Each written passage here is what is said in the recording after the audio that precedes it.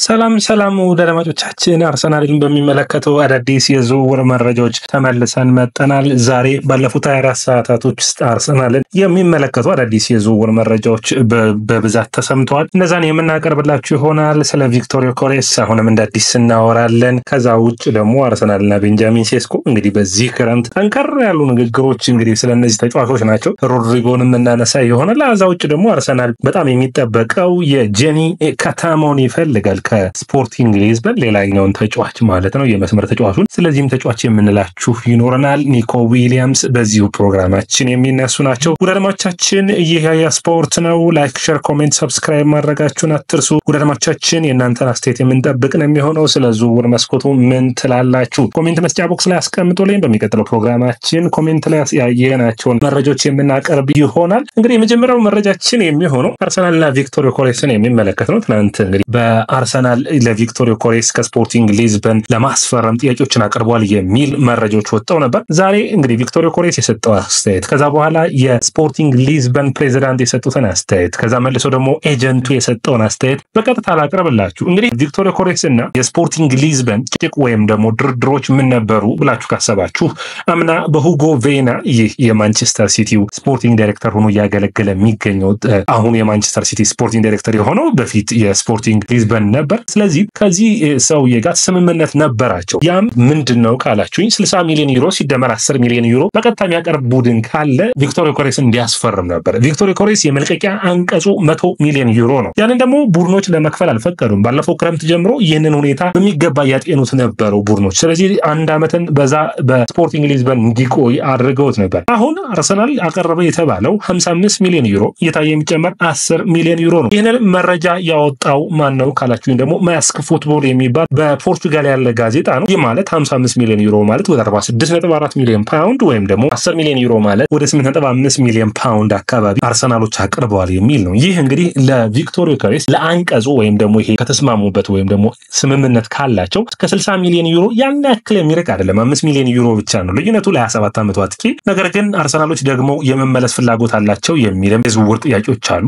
ይህ የት ነው የተደረገው ካላችሁ ደግሞ ከፖርቹጋል የሚወጣው ሪካርድ ፉትቦል የሚባለው ምን ብሏል? በርታ ከጠበቆቹ ጋር በመሆን እንግዲህ ይህንን ሰው ለማግኘት በተለይ ደግሞ የስፖርቲንግ ሊዝበን ኤጀንቶቹን ለማግኘት ጥረቱን አድርጎ ነበር። በስፔን ነው ድርድሮቹን ያደረገው። አርሰናል ይህንን ይፋ የሆነ ጥያቄንም ያቀረበው በስፔን ሆኖ ይህ ድርድር ግን የፕሬዚዳንቱ ጥያቄ አንዱ ትልቁ ጉዳይ ነው። ፕሬዚዳንቱ 80 ሚሊዮን ዩሮ ከቀረበ ብቻ ነው የምንለቀው፣ 100 ሚሊዮን ዩሮ እንኳን ባንጠይቅ 80 ሚሊዮን ዩሮ የሚከፍል ቡድን ካለ ነው ብለዋል። ይህ እንግዲህ ቪክቶር ዮኬሬስን የሚያናድድ ሆኖ ተገኝቷል። ትናንት ምን አለ? የሚወራ ሁሉ ሐሰት ነው። በፔጁ ማለት በኢንስታግራም ገጹ ላይ የፖስተው ነው። የሚወራው ነገር ሁሉ ሐሰት ነው። እኔ የምነግራችሁን ትክክለኛው ሰዓት ሲሆን የምነግራችሁ ይኖረናል በማለት ይህንን ሐሳቡን ሰጥቶ ነበር። ነገር ግን ይህ ብቻ በቂ አይደለም። የቪክቶር ዮኬሬስ ኤጀንት ሐሰን ሴንቴክ ወጥቶ ዛሬ ተናግሯል። እኛ አለ ከስፖርቲንግ ሊዝበን ጋር ያለንን ግንኙነት በቃል ደረጃ ብቻ አይደለም የተስማማን የነበር፣ በወረቀቶችም አሉን ማሳመን የምንችልበት ከ60 እስከ 10 ሚሊዮን ዩሮ ተጨማሪ ያለውን የሚያረጋግጥ ወረቀት አለን ብሏል። እንግዲህ ክርክሩ በይፋ ወጥቷል ማለት ይቻላል። ምክንያቱም የስፖርቲንግ ሊዝበኑ ኃላፊም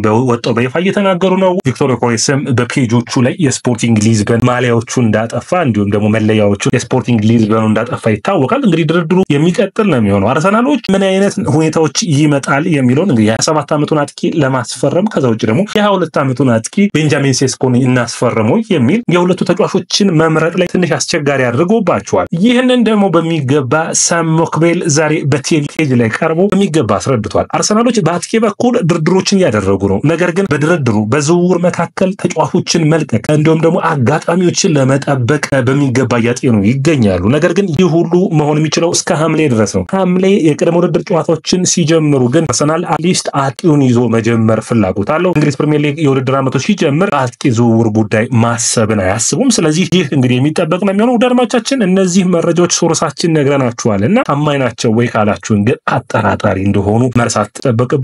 ምክንያቱም አንዳንዶቻችሁ እንደዚህ የሚባል ውሸት ነው የምትሉ ኮሜንት ላይ አይቻሉ። ያ እንግዲህ እኛ በቀጥታ መረጃዎቹን ከነ ፔጆቹ ወይም ከነ መረጃዎቹ ምንጮች ነው የምናቀርብላችሁ እንጂ የኛ መረጃዎች አይደሉም። ደርማቻችን ሌላኛው የሚሆነው የቤንጃሚን ሴስኮ ጉዳይ ነው። እንግዲህ አርሰናል በቤንጃሚን ሴስኮና በቪክቶር ዮኬሬስ መሃል ላይ ሆኗል። ምክንያቱም አንደኛ ቤንጃሚን ሴስኮ ከቪክቶር ዮኬሬስ የተሻለ በእድሜው ዝቅተኛ ነው። ቀጣይ ቢሸጥ ያዋጣል። አርሰናሎች ደግሞ ሰስተኔብል ወይም ዋጭነት ያለው ቀጣይ ዓመታት የሚያግዝን ተጫዋች ማምጣት ያስባሉ። ስለዚህ ይህንን ሁሉ ያሰቡበት ይገኛሉ። ነገር ግን መድፈኞቹ ደጋፊዎች በአርሰናል በፍጥነት አጥቂን አስፈርሞ የመስመር ተጫዋቾች ላይ እንቅስቃሴ እንዲያደርግ ያስባሉ። ስለዚህ ይህ የሚጠበቅ ነው የሚሆነው። በዝውውር መስኮቱ ላይ ምን ይጠበቃል ካላችሁ እንደ ሳም ሞክቤል ገለጻ ከሆነ አርሰናሎች ዝውውሩ የሚያመጣላቸውን ተጫዋቾች በዝውውር መስኮቱ ላይ ለማስፈረም ጥረት ያደርጋሉ። ለምሳሌ ሂውሰንን ጉዳይ ካያችሁ ዲን ሂውሰን በአርሰናል የዝርዝር ውስጥ በጣም ትልቅ ሚና የሚሰጠው ተጫዋች ነበር። ስለዚህ አርሰናሎች አናግረው ለማሳመን ጫፍ ደርሰው ነበር። ነገር ግን ምን ችግር ሆነባቸው? ሪያል ማድሪድ መጣ። በሪያል ማድሪድ ቤት ደግሞ ከአርሰናል የተሻለ የመሰለፍ ዕድል አለው። ምክንያቱም ሪያል ማድሪድ በጉዳት ምክንያት ብዙ ተጫዋቾችን አጥቷልና አርሰናል ደግሞ ይልቅ ሪያል ማድሪድን ቢመርጥ ምንም የሚያስከፋ ጉዳይ አይደለም ለአርሰናሎች። ስለዚህ ትክክሉን አግኝቶታል። ስለዚህ በዝውውር መስኮቱ ላይ የሚገኙ አዳዲስ ተጫዋቾች ዝውውር ኢላማቸው ውስጥ ማድረግ ይችላሉ። ከዛ ውጭ ደግሞ የበርታ የሚና ነው እዚህ ጋር ምን አንድሬ በርታ በዝውውር መስኮት ላይ ሁሉም ነገሮች ላይ መሳተፍን ያስባል። ያንዳንዱን ሚናዎችን ማጣራት ይፈልጋል። ከዛ ውጭ ደግሞ አንድሬ በርታ ከዚህ በፊት እንደነበሩት እንደነ ኤዱና እንደሌሎቹ ጠባብ ሰርክል ያለው አይደለም በእግር ኳስ ተጫዋቾች ዝርዝር ውስጥ። ስለዚህ ሰፋፊ ሰርክሎች አሉት። ብዙ ተጫዋቾችን የማናገርና ውሳኔዎችን መጨረሻ አመጣጥኖ የመወሰን ፍላጎት አለውና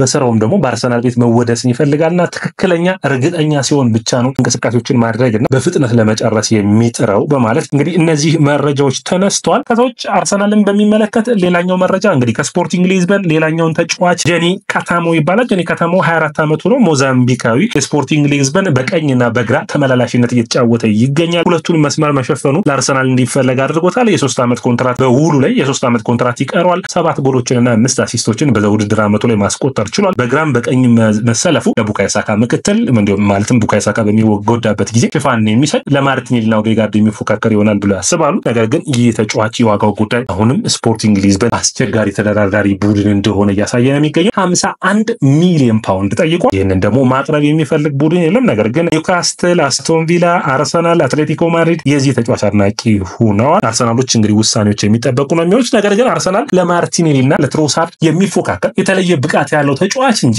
ድጋሚ እነሱን የሚመስል ገና ቡድኑን የሚለማመድ አይነት የመስመር ተጫዋችን የማምጣት እቅድ የላቸው። ይህ ድርድር እንግዲህ የሚጠበቅ ነው የሚሆነው። ሮድሪጎን የሚመለከቱ መረጃዎችም እየወጡ ነው የሚገኙት። ሮድሪጎ በቅርብ ጊዜያቶች በኢንስታግራም ገጹ ላይ በማድሪድ ደስተኛ ነኝ የሚል ፖስቷል። ነገር ግን ከዣቪ አሎንሶ አጨዋወት አንጻር ዣቪ አሎንሶ 3-4-1-2 የሚጫወትበት አይነት ቅርጽ በተለይ በኪሊያን መባፔና እንዲሁም ደግሞ የሚመራው የማጥቃት መስመሩ በኪሊያን መባፔ እንዲሁም ደግሞ በቪኒሺየስ ጁኒየር እንደሚሆንና የሚወስደው ቦታዎች እስካሁን ድረስ የሮድሪጎ ቦታ አልታወቀም። ስለዚህ አንደኛ አርሰናሎች የዚህን ተጫዋች በሚገባ ከዝውውሩ መጨረሻ ቀን ድረስ የዚህ ተጫዋች የሚለቅ ከሆነ ወደ አርሰናል እንዲመጣ ይፈልጋሉ። ስለዚህም እንዲህ አንዱ አስተያየት የሰጠው ጋብሪኤል ማጋሌስ ነው። ጋብሪኤል ማጋሌስ ምን አለ ካል ስለዚህ ተጫዋች ሁኔታ ለአርሰናል ስፖርቲንግ ዳይሬክተር ሁሉ ነግር ያለው በጣም ጥሩ ክህሎት ያለው አርሰናል ማስፈረም የሚጠበቅበት ተጫዋች እንደሆነ ሮድሪጎን እንግዲህ አርሰናሎች በጣም ይፈልጉታል። በተለይ ማይክል አርቴታ የዚህ ተጫዋች አድናቂ ነው። አርሰናሎች ካዝናቸውን ለመስበር 84 ሚሊዮን ፓውንዱን ለማውጣት ምንም ችግር የለባቸውም። የተጫዋቹን መምጣት መፈለግ የተጫዋቹን ፍላጎት ብቻ ነው የሚጠብቁት። አርሰናልን ለውጥ ማምጣት የሚችል ተጫዋች ነው ብሎ ያምናሉ። የ24 ዓመቱ ብራዚላዊ 84 ሚሊዮን ፓውንድ ይገምታል። በደሞዝ ጉዳይ ለአርሰናል አሳሳቢ አይሆንም። የአርሰናል ከፍተኛ ተከፋይ ማድረግም ያስባሉ። በማድሪድ ደስተኛ እንዳልሆነ ተናግሯል። ከዛ ውጭ ግን ትንሽ አስቸጋሪ የሚያደርገው የማስታንቱኖ ወደ በተለይ ተጠባቂ የነበረው ዝውውር ነው። 45 ሚሊዮን ዶላር ከሪቨር ፕሌት ማድሪድ ደርሷል። ስለዚህ የዚህ ተጫዋች ጥሩ ፐርፎርማንስን የሚያሳይ ከሆነ በተለይ ደግሞ እሱ የመጨረሻ እድልን የሚያገኝበትን የቀኝ መስመሩን ቦታ ይዞ የሚጫወት ነው የሚሆነው። ከዛ ውጭ ብራሂም ዲያዝም አለ። ስለዚህ ብራሂም ዲያዝንና ማስታንቱኖን የመልቀቅ ፍላጎት የላቸውም ማድሪዶች። ስለዚህ ሌላኛውን ዝውውር በዚህኛው በኩል ለማድረግ የሮድሪጎ መልቀቅ የሚጠበቅ ይሆናል። አርሰናሎች ሮድሪጎ የሚለቅ ከሆነ በዝውውር መስኮቱ ላይ ይህንን ተጫዋች ለማስፈረም የሚጥሩ ይሆናል። በክለብ ወርልድ ካፕ ወይም በክለቦች ዓለም ዋንጫ ላይ የዚህ ልጅ ተሳትፎ ዝቅተኛ የሚሆን ከሆነ የመጨረሻ ጊዜን የሚያጣ ከሆነ ወደ አርሰናል የመምጣት እድል ይኖረዋል። ከዚህ በፊት ደግሞ አርሰናል ከማድሪድ ብዙ ተጫዋቾችን አስፈርሞ አሳይቶናል አይደለ? አንደኛው የሚሆነው እንግዲህ የሚሶት ኦዚል የኦዴጋርድ ዝውውሮች ናቸው። እነዛ ዝውውሮች በዝውውሩ መጨረሻ ቀናቶች የተሳኩ እንደነበሩ መርሳት የለባችሁም። ስለዚህ አርሰናል እስከ መጨረሻ ድረስ የዚህን ልጅ ዝውውር የሚጠብቅ ነው የሚሆነው። ሌሎች አጫጭር የዝውውር መረጃዎችን ላድርሳችሁ። 2 መረጃዎች አሉኝ። አንደኛው የሚሆነው የኢታን ንዋነሪ ብቃት ነው። የኢታን ንዋነሪ እንግዲህ ከ21 ዓመት በታች እንግሊዝ ብሔራዊ ቡድን ወክሎ በ18 ዓመቱ ከ21 ዓመት በታች በአውሮፓ መድረክ ላይ የሚደረገው ተሳትፎን እያደረገ ይገኛል። ትናንት በ69ኛው ደቂቃ ተቀይሮ ገብቶ ለ20 ደቂቃዎች በጣም አስገራሚ ብቃቱን ሲያሳይ ነበር። በመስመር ነበር ተቀይሮ የገባው። ጥሩ ፐርፎርማንሱን አሳይቷል። ይህ ተጫዋች አሁንም አቅም እንዳለው እያሳየ ይገኛል። ለአርቴታና ተጫዋቾቹ በሱና በአርቴታ መካከል ልዩነቶች እንደነበሩ ተጠይቆ ነበር። ነገር ግን በግልጽ ተናግሯል። አርቴታ ሪስኮችን ላለመውሰድ ወይም ደግሞ አንዳንዴ አሰልጣኞችን ውሳኔ ማክበር ይጠበቅብናል፣ ያሰበው ነገር ይኖራል በማለት አስተያየቱን ሰጥቷል። በተለይ በቻምፒዮንስ ሊጉ ግማሽ ፍጻሜ ላይ ፒኤስጂ ላይ ያስቆጠረው ጎል በፕሪሚየር ሊጉ ላይ በብራይተን የመጀመሪያ ጎሉን ያስቆጠረበት መንገድ አርሰናሎች የወደፊቱ ተመራጭ ተጫዋቻቸው እንደሚሆን ይጠበቃል። አርሰናል ይህንን ተጫዋች በከፍተኛ ሂደቶች ስለሚያዩ በውሰት የሚለቀው አይሆንም። ከዛ ይልቅ የኦዴጋርድ ተፎካካሪ ሆኖ በቡድን ውስጥ የሚቀጥል ይሆናል። አርሰናሎች እንደ ፎደን አይነት ሚናን ሊሰጡት ያስባሉ። ያ ማለት ነው ፎደን ባለፉት 4 እና 5 ዓመታት እያየነው እንግዲህ በየአመቱ የሚያድግ አይነት የጨዋታ ጊዜን እየሰጡ ለማሳደግ ይህንን ተጫዋች ያስባሉ። ተጫዋቹም በቡድኑ ደስተኛ ነው። አርሰናል ኒኮ ዊሊያምስ ለማስፈረም እንግዲህ ከሚፈልጉ ቡድኖች ውስጥ አንዱ ነው። ከዛ ውስጥ እንግዲህ አስቸጋሪ ያደረገው የ51 ሚሊዮን ፓውንድ የዝውውር መልቀቂያውን መክፈል ነበር። በቀጥታ አንዴ ነው የሚከፈለው። ይህ አስቸጋሪ ያደርጎባቸው ነበር። ነገር ግን በዚህ የዝውውር ጉዳይ ላይ አርሰናል ብቻ ሳይሆን ባየር ሙኒክ አሁን ደግሞ ዛሬ በወጣው መረጃ ዴኮ ኤጀንቱን አነጋግሯልና ወደ ባርሴሎና የመምጣት እድል ሊኖረው ይችላል። ባርሴሎና ከመጣ ደግሞ አርሰናልም ባየር ሙኒክም ቸልሲም ከዚህ ዝውውር የሚወጡ ይሆናል። ባርሴሎና ምክንያቱም የዚህ ተጫዋች ተቀዳሚ መዳረሻው ይሆናል ተብሎ የሚታሰብ ነው። ድርድሮቹ እንደቀጠሉ ናቸው። ኒኮ ዊሊያምስ እንግዲህ በብቃቱ ረገድ ምንም ጥያቄ የለውም፣ አስተማማኝ ነው። አንደኛ እንግዲህ ዴኮ ንግግሮችን እያደረገ ያለው ይህ ተጫዋች እንግዲህ በባርሴሎና የመመዝገብ እድል እንዳለው አረጋግጧል። አምና ዳኒ ኦልሞን የኒኮ ዊሊያምስ ዝውውር ሳይሳካ ሲቀር ማስፈረማቸው የሚታወስ ነው። አሁን ደግሞ በመስመሮች ኒኮ ዊሊያምስንና ላሚን ያማልን የማሰለፍ ፍላጎት አለ። አርሰናሎች የጁሊያን ቲምበር ወንድም የሆነው ኩዊንቲን ቲምበር በፌኖርድ ቤት ጥሩ ብቃቱን እያሳየ የሚገኘው ተጫዋች ለማምጣት ጥረቶችን እያደረጉ ነው። ፌኖርድ ይህንን ተጫዋች የሚለቀው ከሆነ ሊቨርፑል፣ አርሰናል ብዙ ቡድኖች እየፈለጉት ይገኛሉ። የቀድሞ አሰልጣኙ አርነ ስሎት የሚፈልጉታል ይህንን ተጫዋች ያስፈርሙት ይሆን? እንግዲህ የምናይ ነው የሚሆነው። አርሰናሎች ግን አሁንም ፍላጎት እንዳላቸው በግልጽ ተናግረዋል። ሰላም ወዳጆቻችን፣ ይህ ያያ ስፖርት ነው። ላይክ፣ ሼር፣ ኮሜንት፣ ሰብስክራይብ ማድረጋችሁን አትርሱ።